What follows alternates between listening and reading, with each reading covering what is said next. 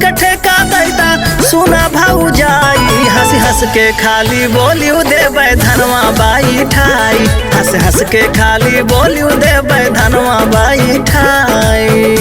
समझो भौजी दिलदार देवर है तोहार।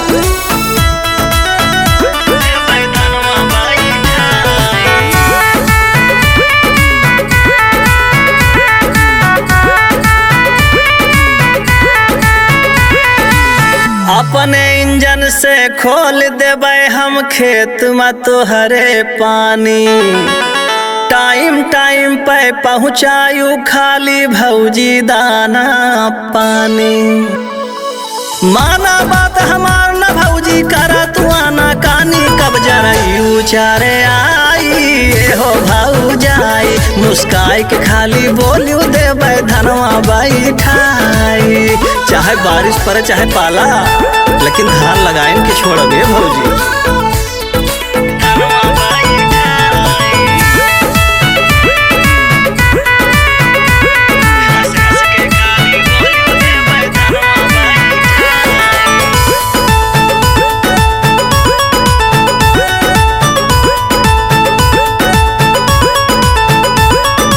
हम बैठाइब धान तो पैदावार बढ़ी भौजाई।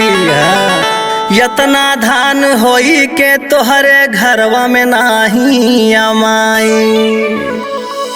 दिवाकर सौरभ का ठेका दैदा ए भौजाई। अब और का बताई हो भौजाई। गौवा में सबसे पहले तोहर धनवा बाई ठाई।